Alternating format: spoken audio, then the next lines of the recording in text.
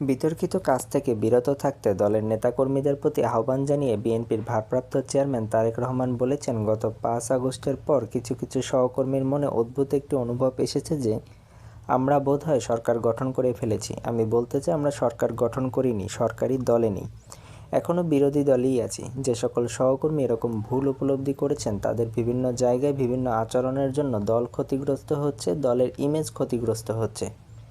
গতকাল বুধবার চট্টগ্রামে ইঞ্জিনিয়ার্স ইনস্টিটিউট মিলনায়তনে রাষ্ট্র কাঠামো মেরামতের ৩১ দফা ও জনসম্পৃক্তি বিষয়ে বিভাগীয় প্রশিক্ষণ কর্মশালার সমাপনী অধিবেশনে লন্ডন থেকে ভার্চুয়ালি যুক্ত হয়ে তারেক রহমান কথা বলেন। বিএনপির চট্টগ্রাম বিভাগীয় সাংগঠনিক সম্পাদক মাহবুবুর রহমান শামীমের সভাপতিত্বে অনুষ্ঠিত বিভাগীয় প্রশিক্ষণ কর্মশালার উদ্বোধন করেন দলীয় স্থায়ী কমিটির সদস্য আমির খসরু মাহমুদ চৌধুরী।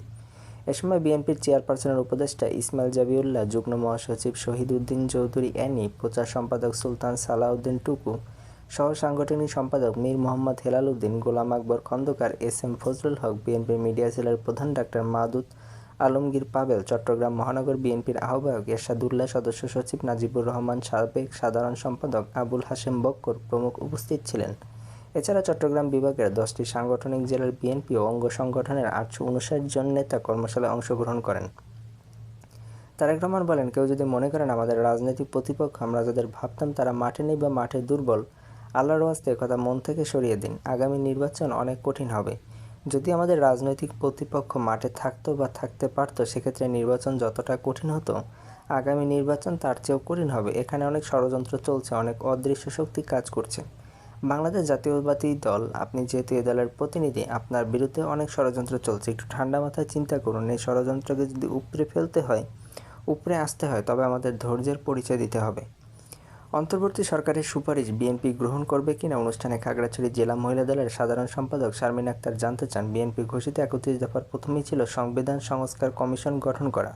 তবে অন্তর্বর্তীকালীন সরকারও বিভিন্ন কমিশন গঠন করেছেন এবং সংবিধান সংস্কার কমিটি করেছে। সেই কমিটির সুপারিশ যদি বিএনপির সঙ্গে সাংঘর্ষিক হয়, সেক্ষেত্রে কী করা হবে, বা এই সরকারের যে সুপারিশ সেটা বিএনপি গ্রহণ করবে কিনা, করলেও কতটুকু করবে?